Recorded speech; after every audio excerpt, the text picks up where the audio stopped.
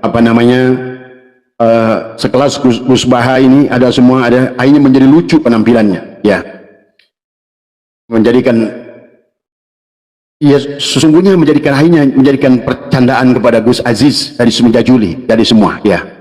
Nah inilah sahabat juga buat kita semua, marilah cerdas dalam memandang. Yang disebut ulama itu adalah bukan orang yang bisa baca kitab, kata Abah juga. Yang disebut ulama itu tidak cukup dia pandai membaca kitab kuning, tetapi adalah dia hanyalah pembaca. Tetapi di akhir zaman ini adalah dituntut bukan hanya pembaca. Di akhir zaman ini adalah dituntut orang itu adalah ilmiah, adalah.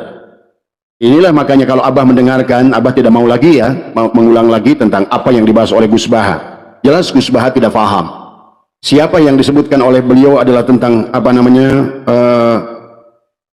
Ahmad Al-Muhajiri itu. Maka Abah menantang hari ini kepada Gus Baha. Kalau Gus Baha bisa menemukan kitab, kalau Sayyid Ahmad bin Ishaq itu adalah pernah hijrah dan ada buktinya, apakah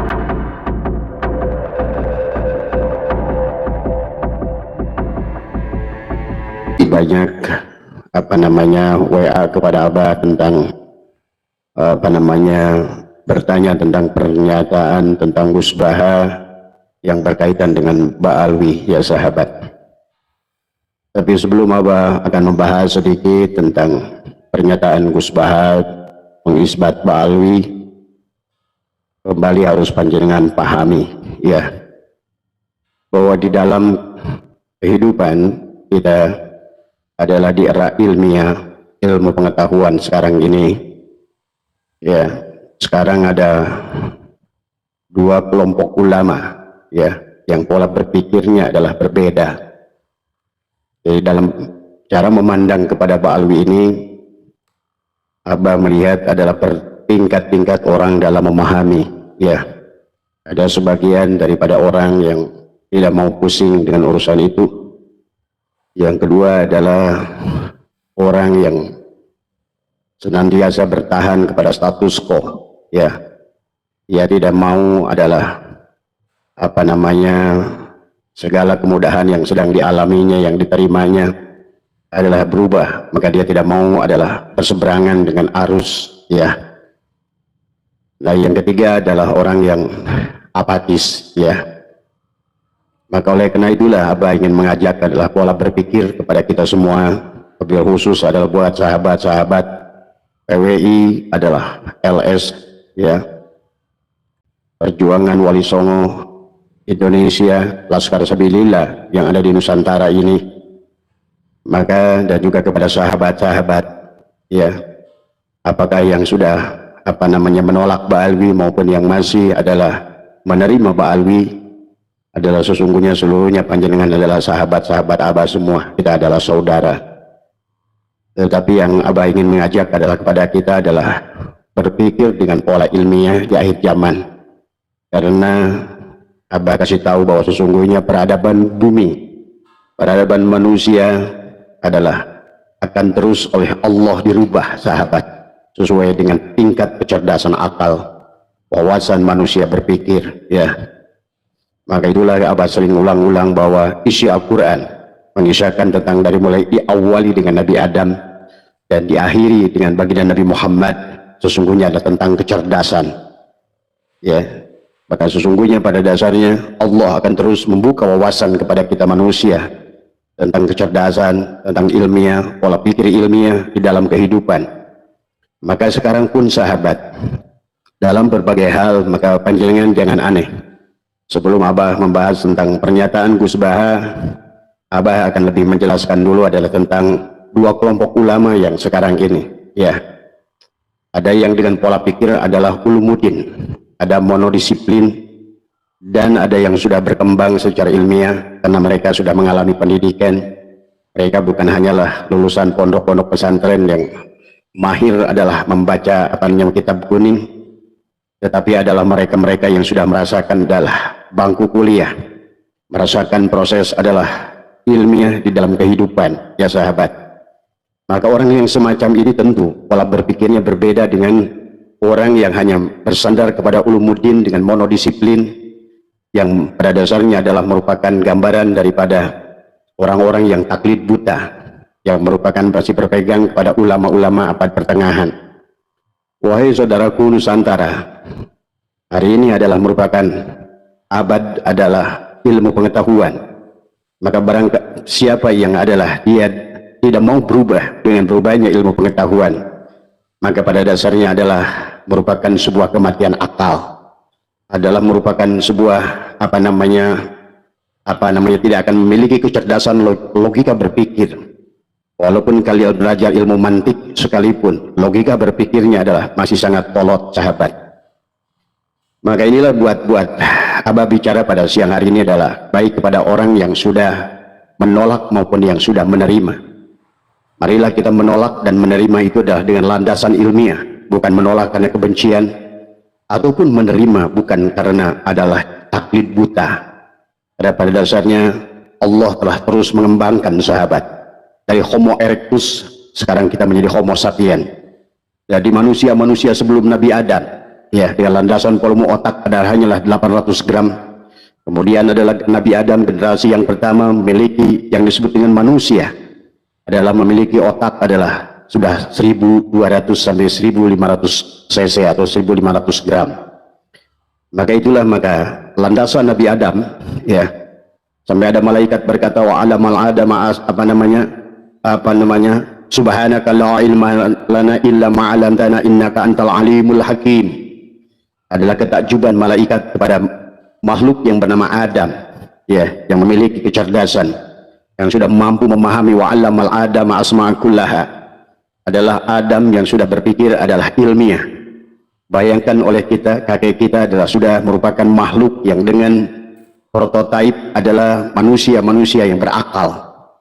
Dan memang tujuan daripada Allah dalam Al-Quran, afala yatafakkarun, afala yatadabbarun, ya, afala ta'qilun, akan membawa bahwa agama ini adalah memang harus kita adalah mendahulukan, adalah kita harus tidak boleh keluar daripada landasan ilmiah. Itulah Allah berfirman dalam Al-Quran, wa may yattabi'u aktsaruhum illa dhonna. Dan sesungguhnya kata Allah, kebanyakan manusia adalah akan mengambil segala sesuatu itu adalah hanya dengan sangkaan. Padahal kata Allah, inna dhonna la yugni minal haqqi syai'ah. Dan ketahuilah sesungguhnya zon itu tidak akan bisa menunjukkan kebenaran sedikit pun. Wallahu adalah alimun, sahabat. Allah yang menegaskan sesungguhnya Allah maha mengetahui. Mengetahui itu adalah ilmu. Maka itulah ilmu bukan hanya sebatas tahu, sahabat. Ilmu dari kata alima, ya, ya'lamu ilman wa ma'laman fahuwa alimun wa zaka ma'lumun. Maka diharapkan pada penghujung daripada ilmu itu adalah kalian adalah maklum. Dari alima sampai ma'lumun adalah sebuah proses pembelajaran, adalah bagaimana membuka pola pikir dan wawasan. Maka sahabat Nusantara yang insyaallah dimuliakan oleh Allah, dan juga sahabat PWI LS Nusantara dimanapun berada, maka jangan aneh kita sekarang menyaksikan dua kelompok ulama yang berbeda pola pikir. Yang pertama masih berpegang pada monodisiplin, adalah ulumuddin, adalah dengan ulama-ulama dengan filsafat keilmuan abad pertengahan, adalah hanya melakukan menggunakan taklid buta, dan dia tidak mau keluar daripada zona nyaman yang dia hadapi. Maka oleh karena itulah sekarang muncul adalah pernyataan, kalau seandainya adalah yang Abah dengar muncul dari Menteri Agama, Abah mengerti. Karena Abah secara pribadi sudah tahu beliau, kalaupun beliau adalah masih seolah-olah adalah mengakui Pak Alwi itu adalah Dzurriyyat Rasul, hanya sebatas sebagai penghormatan, dan tidak mau beliau sebagai adalah pejabat negara adalah membuat keributan. Tetapi secara pribadi Abah mengerti tentang pola dan prinsipnya, karena Profesor Nazaruddin Umar adalah seorang profesor yang cerdas, ya. Ada pernyataan beliau sebelum menjadi Menteri Agama dan pernyataan beliau setelah menjadi Menteri Agama agak berbeda, sahabat. Itulah bedanya, kita harus maklum pada orang-orang yang duduk pada mendapatkan posisi sebagai adalah pejabat publik, tentu adalah tidak boleh menyampaikan sesuatu yang berseberangan dengan status quo, dengan arus, sahabat. Tetapi ada juga pernyataan ulama-ulama seperti adalah Abdul Somad, adalah pernyataan seperti adalah juga Gus Baha, adalah merupakan sebagai juga adalah Kiai Miftahul Akhyar, dan tokoh-tokoh lain, Buya Yahya dan lain sebagainya. Maaf ya, adalah mereka tidak salah, tetapi landasan pola mereka adalah berpikir kepada ulumuddin monodisiplin, ya, yang bersandarkan kepada filsafat ilmu pengetahuan abad pertengahan dengan menggunakan landasan taklid buta. Ia tidak mau berubah, ya sahabat. Adalah kebanyakan dari mereka adalah bukan peneliti, mereka adalah pembaca, mereka adalah penikmat. Maka segala apa yang mereka baca dan juga apa yang mereka dengarkan dari paparan orang lain, tetapi kalau mendapatkan dari sumber yang salah, karena tidak semua berita itu adalah benar, maka disinilah seseorang itu adalah apakah dia memiliki jiwa adalah peneliti atau bukan jiwa peneliti. Kalau jiwa peneliti adalah segala sesuatu informasi adalah menjadikan tantangan kepadanya. Bagaimana informasi itu adalah, karena diawali dengan alimah adalah pengetahuan, hanya tahu bagaimana dia sampai pada derajat adalah sampai wadaka ma'lumun adalah maklum kepada segala sesuatu itu. Dia membutuhkan sebuah proses riset dan ilmiah, penelitian. Ada segala sesuatu yang berkaitan dengan pengakuan, maka orang-orang yang memiliki landasan ilmiah tidak akan mudah, bukan dia syu'udon, tetapi dia landasan berpikirnya tidak akan menerima sebuah kebenaran kecuali kebenaran itu adalah dia uji dulu. Itulah kenapa dalam kitab Sulamut Taufik, dalam kitab banyak kitab, bahwa dalam perkara segala apapun kita harus tasawur adalah bagaimana kita, apakah kita menerima atau menolak. Landasan menerimanya adalah harus ilmiah, dan melandaskan menolaknya juga adalah harus ilmiah. Kalau tidak dengan ilmiah, maka kita telah memberangus adalah akal yang sangat luar biasa yang telah Allah berikan kepada Bani Adam, yang mana Bani Adam, Nabi Adam sebagai khalifah yang pertama adalah diberikan volume otak adalah 1200 sampai 1500 gram. Supaya apa? Manusia itu adalah berpikir, dan memang Allah mengajak kita adalah selalu berpikir. Ya, demikian pula baginda Nabi, tafakkaru sa'atin khairun min ibadati alfi amin. Tafakkaru sa'atin khairun min ibadati sab'ina sanatin. Tafakkaru sa'atin khairun min ibadati sanatin.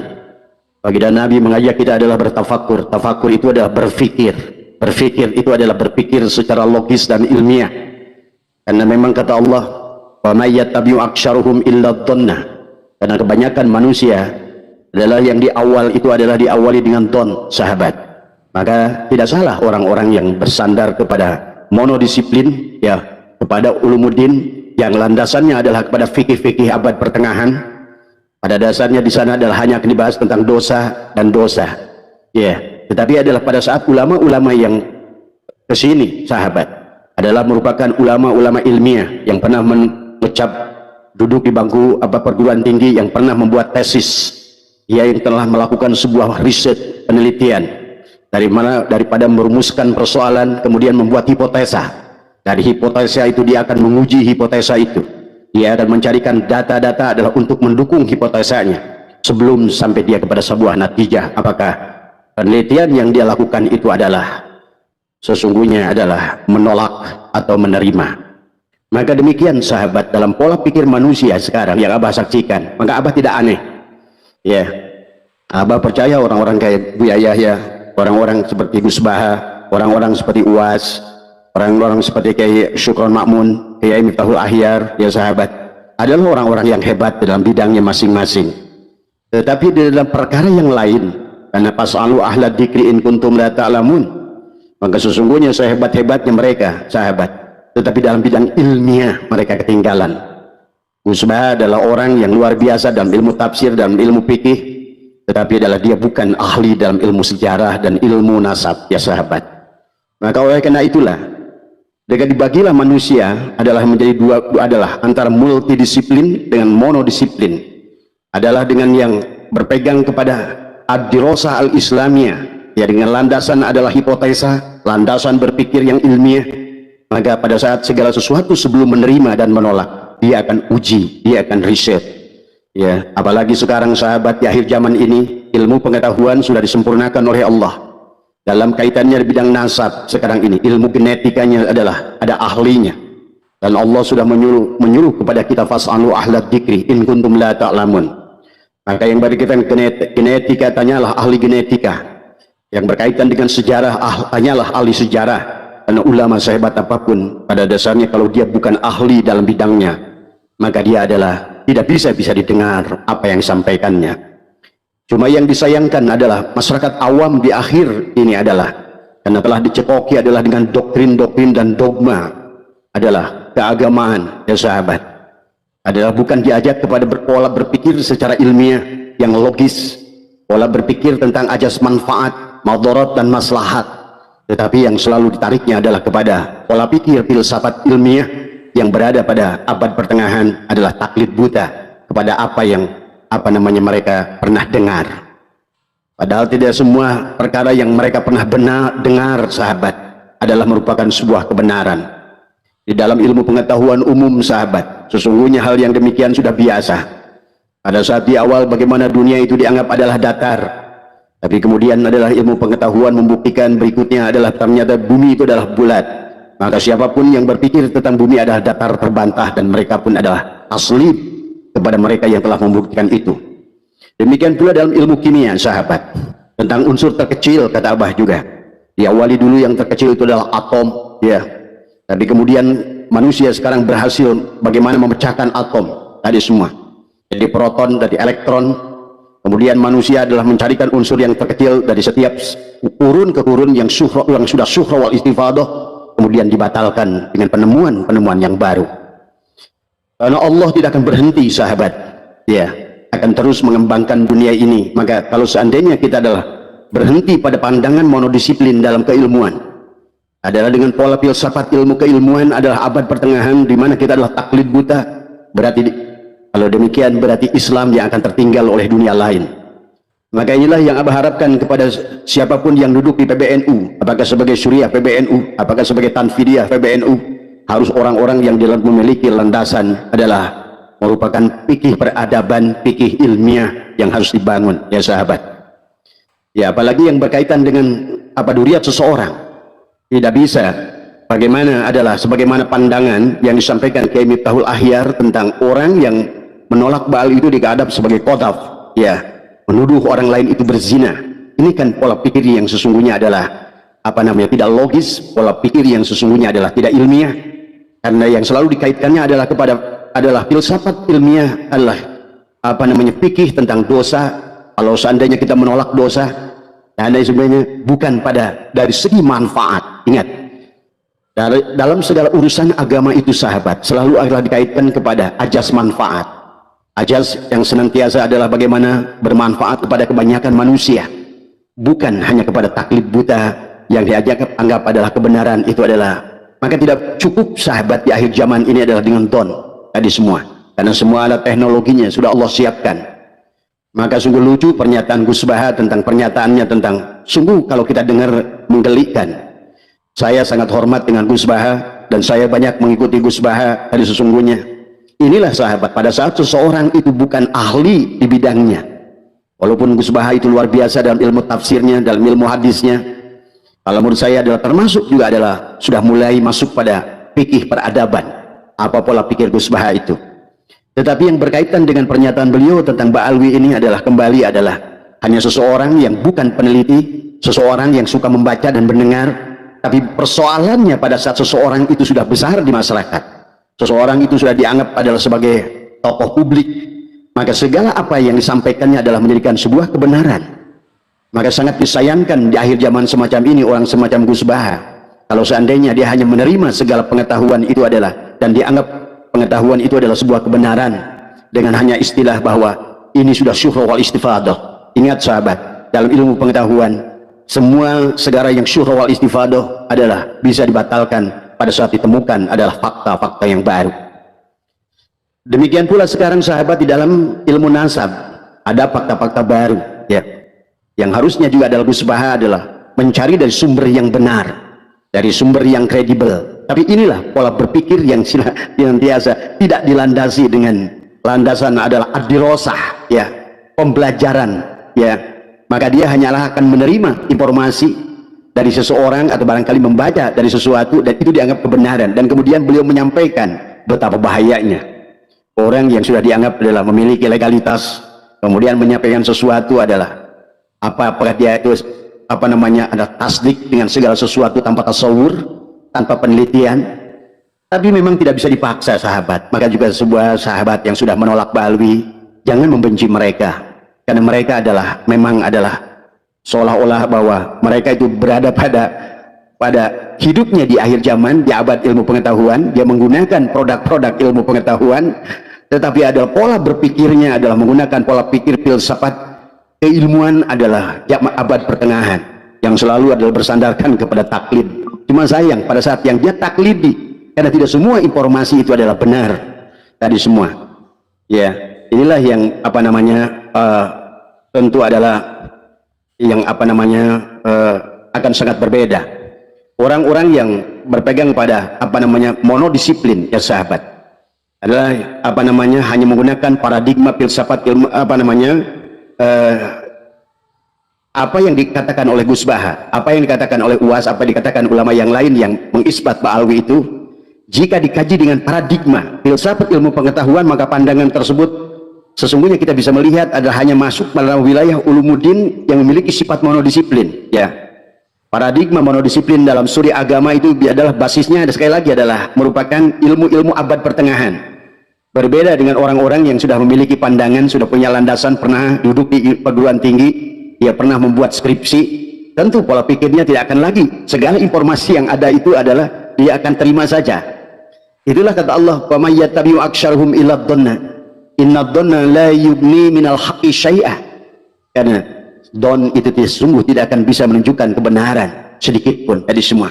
Karena itulah innallaha alimun, sesungguhnya Allah lah yang maha mengetahui. Berarti itulah ilmu sahabat. Ya, maka landasan ilmu yang ilmiah akan dibutuhkan di akhir zaman ini sahabat. Ya, karena landasan ilmu yang ilmiah bukan hanya terbatas pada fikih peradaban yang hanya dosa, tetapi akan diperlihatkan adalah dari segi maslahat dan madarat ya sahabat. Inilah yang harus diperhatikan. Pendekatan monodisiplin ulumuddin dalam kajian agama adalah pendekatan abad pertengahan. Hal ini wajar karena pada masa abad pertengahan sahabat ya, kajian agama tidak dipengaruhi oleh ilmu-ilmu pengetahuan, ilmu sosial, ilmu sains dan semacamnya. Barulah muncul adalah tentang kebangkitan pasca Renaissance adalah di barat ya sahabat, melahirkan filsafat ilmu. Ya, pendekatan monodisiplin dalam mengkaji agama menggunakan satu pendekatan, maka inilah yang akan menyebabkan akhirnya apa yang disampaikan oleh Kiai Abdul Ahyar adalah tentang qadab ya, kepada orang yang menolak adalah kepada Ba'alwi, menganggap bahwa kita adalah kelompok-kelompok yang menganggap Ba'alwi itu adalah turunan dari orang yang berzina, dari bahkan menuduh berzina kepada baginda Nabi seolah-olah begitu kan tadi semua. Kan itu tidak logis berpikir yang demikian untuk orang-orang yang berada pada abad ilmu pengetahuan ya. Pendekatan dalam studi Islam yang bersifat monolitik ini memiliki dampak yang hanya searah saja ya, bukan dua arah. Padahal dalam keilmuan itu adalah harus ada think tank, bukan memberi, tetapi bagaimana adalah ada take and give, adalah saling adalah di antara mereka itu semua, supaya ilmu itu adalah hidup dari semua ya. Ya, kalau seandainya hanya dianggap sebagai adalah sesuatu yang searah ya, maka tentu saja inilah yang terjadi sekarang ya. Maka pendekatan dalam studi Islam yang makan jika tadi digunakan dalam pendekatan fikih soal qadab ya, yang disampaikan oleh Kiai Abdul Ahyar misalnya, maka kemaslahatan yang diperoleh ini hanya terjadi pada Ba'alwi saja tadi semua. Ba'alwi terlindungi dengan sendirinya dan terjaga kehormatannya karena mengkaji nasab Ba'alwi jika memiliki kesimpulan yang berbeda dari status quo. Selama ini dianggap nasab Ba'alwi adalah tersambung pada Rasulullah, maka yang berbeda dari status quo itu akan digeser persoalan dosa, dan tidak dosa di akhirat, bukan soal kemaslahatan. Ingat sahabat, dalam ilmu fikih ya sahabat, mungkin Anda dalam keadaan darurat maka babi pun boleh dimakan, itu kan sudah ajas maslahatan tadi semua, termasuk juga adalah menggunakan vaksin tadi semua ya. Maka hari ini sahabat, kalau kalian bersandar kepada fikih-fikih peradaban, tentu saja segala apa yang sekarang ini terjadi maaf ya, contoh adalah kemarin COVID, kita diuji dengan COVID, maka disitulah sesungguhnya walaupun di awalnya ada perdebatan, dikatakan bahwa vaksin ini buat daripada serum babi dan lain sebagainya, tetapi adalah faktanya adalah pada saat dikaitkan dengan hidup dan mati, nah ini adalah maka itu akan masuk kepada ilmiah tadi semua ya. Persoalan dosa dan tidak dosa adalah paradigma fikih yang oriented khas abad pertengahan. Sedangkan fikih kontemporer sudah menggeser ke persoalan maslahat atau tidak maslahat bagi dengan dasar-dasar nilai kemanusiaan secara universal. Ya. Nah inilah misalnya contoh dari pendekatan-pendekatan ulama-ulama yang sudah multidisiplin akan memandang kasus Ba'alwi ini dengan pandangan yang berbeda. Misalnya satu, menjaga kehormatan Rasulullah dari orang yang mengaku-ngaku keturunannya. Coba mulai berpikir ke situ. Sebagian besar dari Ba'alwi, ya, tetapi berbeda dengan perbuatan mereka itu adalah berseberangan dengan sifat Rasul itu sendiri. Mereka mengaku duriat sebagai duriat Rasul, tapi tidak mencerminkan akhlak Rasulullah. Betul, mereka bukan Rasulullah, dan kita pun tidak mengharapkan mereka adalah berakhlak seperti Rasulullah yang sempurna. Ya, ya. Tetapi mereka adalah berbeda dengan akhlak Rasulullah. Mereka suka kehormatan, mereka suka kesenangan, suka kemewahan, suka mendoktrin, suka gulu kepada itu. Karena hal demikian tidak mungkin ada pada Rasulullah yang memiliki darah mulia yang maksum dijaga oleh Allah menurunkan orang yang demikian rupa. Minimal jika Rasulullah itu 100%, dia ada 70% saja. Sudah alhamdulillah dari semua ya. Jadi ini kalau seandainya kita dilihat kasus Ba'alwi ini dari aspek adalah multidisiplin dari segi maslahat dan madarat dari semua. Yang pertama adalah tentu yang menolak ini bukan untuk menolak duriat Nabi, untuk menolak dari orang-orang yang mengaku duriat Nabi tetapi tidak mencerminkan adalah kepada duriat Nabi. Maka segala perbuatan mereka itu akan menjadi kebenaran, padahal akhlak mereka adalah jauh daripada akhlak orang-orang yang beriman misalnya dari semua. Kemudian yang kedua adalah dampak dari pengakuan keturunan Rasulullah masuk ke wilayah sosial yang menyimpang pada nilai-nilai agama Islam secara universal. Kita lihat banyak menyaksikan bagaimana mereka adalah mendawir, ya. Mereka menganggap bahwa mereka adalah sebagai pemegang kunci. Coba kalau seandainya orang-orang yang tadi yang monodisiplin tadi adalah berpikirnya ilmiah tadi semua, harusnya adalah tidak buta mata untuk menyaksikan apa ya kenyataan yang ada tadi semua. Nah, inilah yang harus kita pahami. Bahkan mereka itu dengan nyata-nyata adalah membolak-balikan hadis dan kemudian juga membuat dalil-dalil khurafat yang sangat jauh. Sebetulnya kalau membiarkan mereka dari segi maslahat akan menghancurkan Islam itu sendiri. Ya, sesungguhnya banyak orang yang awam ilmu agama akibat doktrin para pengaku keturunan Rasul ini menjadi salah kaprah dalam memahami nilai-nilai universal agama soal keadilan, egaliter, persamaan dan sejenisnya. Karena sahabat, di dalam Al-Quran tidak pernah mengajarkan kepada kita adalah tentang hal yang demikian. Adalah tentang bagaimana adalah mengkultuskan tentang seseorang. Itulah baginda Nabi bersabda, an-nasu li Adam, manusia itu dari Adam, wal Adam turab, dan Adam itu adalah dari tanah. La fadla li arabiyyin ila zawin. Tidak ada kemuliaan orang Arab di luar Arab. Karena pada dasarnya adalah dalam Islam itulah kesetaraan dari semua. Bahkan baginda Nabi Muhammad mengajarkan kepada kita bagaimana menyuapi orang Yahudi buta 12 tahun. Bagaimana baginda Nabi Muhammad juga adalah menyayangi pendeta Nasrani yang selalu memberikannya kotoran unta. Bahkan baginda Nabi Muhammad menyayangi seorang majusi yang selalu meludahinya. Nah inilah sahabat yang sesungguhnya yang ingin diajarkan oleh Allah dan Rasulnya adalah bagaimana kita adalah memiliki persamaan tadi. An-nasu li Adam, manusia dari Adam, wal Adam manit turab, dan Adam itu dari tanah. Maka disadarkan oleh baginda Nabi, hei manusia seluruhnya, kalian semua tidak ada kemuliaan derajat di sisi Allah tadi semua. La fadla li arabiyyin ila zamin, wa la fadla li aswada ila al-ahmar illa bitaqwa. Kecuali adalah dengan takwa kalian, bukan suku kalian, bukan golongan kalian. Maka sejarah membuktikan sahabat banyak orang-orang Yahudi yang memiliki kemuliaan. Demikian pula salah satu putri daripada Abu Jahal adalah terkenal adalah menjadi seorang mufassirin. Demikian pula adalah dari golongan-golongan muhaddisin adalah datang dari kalangan orang-orang Yahudi. Jadi tidak ada masalah. Kamu dari terah mana, dari keluarga mana, dari duriat mana. Tetapi yang sesungguhnya yang akan dilihat oleh Allah, kamu sebagai siapa hari ini. Kalaupun kamu benar adalah seorang Gus misalnya, ayah kamu adalah seorang ulama besar, seorang aulia, tetapi sesungguhnya tidak berbanding lurus dirimu dengan ayahmu itu. Ya, karena yang akan dilihat itu bukan dirimu, tetapi adalah yang mulia itu ayahmu, yang mulia itu kakekmu. Tetapi memiliki dampak sosial pada saat seseorang mengaku Gus, tapi dia tidak mau bisa memberikan citra apa yang dilakukan oleh ayahnya. Tadi maka pengakuan dirinya kepada orang yang mulia itu hanyalah akan berdampak kepada penghinaan kepada orang-orang itu sekalian, ya sahabat. Banyak orang awam ilmu agama akibat doktrin para ini tadi semua jadi salah kaprah dalam memahami nilai-nilai universitas tadi, ya, sehingga terjadilah sesuatu apa namanya yang disebut apa namanya yang terjadi pada Belanda itu tadi semua. Mereka adalah berkasta-kasta, mereka adalah berkelas-kelas, menganggap diri mereka adalah golongan kelas 1. Nah, inilah yang terjadi. Akibatnya apa? Pada saat mereka sudah ditetapkan dari, bagi Anda yang silakan senang mempelajari baik tulisan-tulisan Senokor Glonyo Panderplas maupun ada tulisan adalah dari apa namanya seorang Huub de Jong, ya, seorang penulis Belanda, kalian akan menyaksikan, ya, bagaimana siapa Ba'alwi ini dari awal. Maka seharusnya kalau orang kayak Gus Baha, kalau dia adalah peneliti tadi semua, maka tidak akan mudah hanya menerima informasi itu hanya dari satu sisi. Bukankah kaidah keilmuan di dalam Sulamut Taifik, dalam apapun Sulamut Taufik dan apapun semua, bahwa sebelum kita adalah menolak sesuatu atau menerima sesuatu adalah kita harus tasawur, ujilah secara ilmiah, buktikan secara ilmiah. Karena kata Allah, inna dhanna la yugni minal haqqi syai'a, karena don itu tidak memberikan apa namanya sedikit pun. Maka akhirnya menjadikan kasihan kepada orang-orang yang apa namanya sekelas Gus Baha ini ada semua, ada akhirnya menjadi lucu penampilannya, ya, menjadikan, ya, sesungguhnya akhirnya menjadikan percandaan kepada Gus Aziz dari semenjak Juli dari semua, ya. Nah, inilah sahabat juga buat kita semua, marilah cerdas dalam memandang.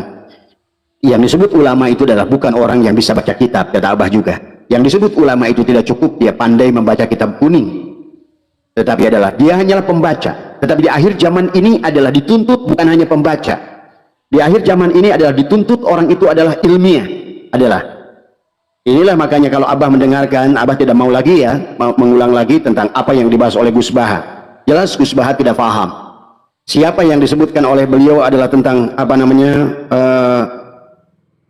Ahmad Al-Muhajir itu. Maka Abah menantang hari ini kepada Gus Baha. Kalau Gus Baha bisa menemukan kitab, kalau Sayyid Ahmad bin Isa itu adalah pernah hijrah dan ada buktinya, apakah itu dia dengan apa namanya bukti filologi, apakah bukti arkeologi atau bukti kitab, ya, tetapi ada pada abad kelima, ya sahabat, atau abad keempat, pada saat hal itu terjadi, maka Abah akan berikan kepada Gus Baha. Silakan, ya, barangkali video ini sampai kepada Gus Baha, Abah berikan 200 juta, wallah, demi Allah, ya, saya akan berikan kepada siapapun yang bisa menunjukkan bukti autentik, atau barangkali, ya, kalau mau lebih dari itu silakan nego. Barangkali uang Abah tidak banyak, tapi Abah siap memberikan kepada siapapun 200 juta yang bisa menemukan bukti bahwa sesungguhnya adalah apa namanya Sayyid Ahmad bin Isa Al-Muhajir itu adalah pernah hijrah, adalah ke Yaman. Silakan temukan bukti pada kitab, silakan temukan bukti apakah lewat filologi, arkeologi tadi semua, silakan, ya, silakan datang ke tempat saya, kontak saya, admin saya akan transfer. Tapi ingin sebelumnya saya akan verifikasi apakah betul kitab itu, karena sekarang ini banyak sahabat. Maka kalau menurut Abah informasi yang diterima Gus Baha itu adalah korban dari Gus Rumail tadi semua, ya, ya, inilah sebuah informasi yang tidak seimbang yang harus disampaikannya tadi semua. Bagaimana mungkin juga adalah Gus Baha mengatakan bahwa Wali Songo itu adalah keturunan Basaiban, sementara Basaiban itu dalam beberapa kitab yang sudah disampaikan oleh Gus Jajuli adalah jelas, ya, itu adalah berhubungan dengan apa nama Ba'alwi tadi semua. Basaiban itu dengan hubungan dengan Ba'alwi, karena baknya saja dua. Betul, Abah setuju, karena semua banyak marga yang ba di depannya itu adalah tentang Yaman. Basalamah ba, Basaiban ba itu banyak menunjukkan kepada Hadrol Maut, adalah merupakan ciri orang-orang yang jadi tidak mungkin kalau Wali Songo itu adalah berasal dari situ. Nah, inilah menunjukkan bahwa Gus Baha, sekelas Gus Baha menyampaikan informasi tidak pernah diverifikasi, yang tidak pernah diuji dari semua, ya. Bahkan sebagaimana apa yang disampaikan Kiai Madudin Usman tadi semua, tidak ada kitab yang menjelaskan abad keempat, abad kelima, abad keenam, abad ketujuh, abad kedelapan, barulah abad ke-9 tentang mengisahkan tentang orang, ya, yang bernama apa namanya Ubaidillah tadi semua, ya.